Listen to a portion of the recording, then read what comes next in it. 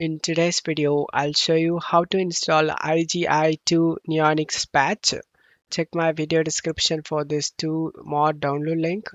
One is Neonix patch and another one is patch. This is required to run the Neonix patch.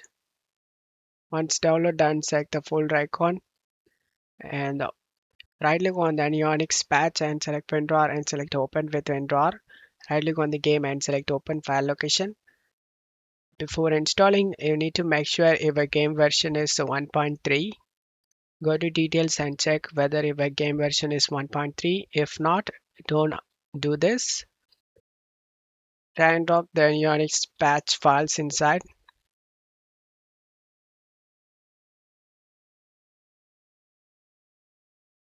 Replace the file in the destination.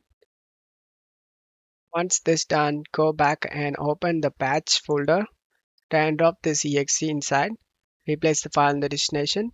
And now you can launch the game normally.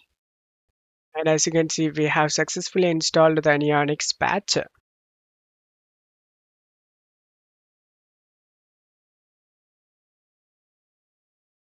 I hope this video helped you. If the video helped you, don't forget to leave a like and subscribe. Thank you.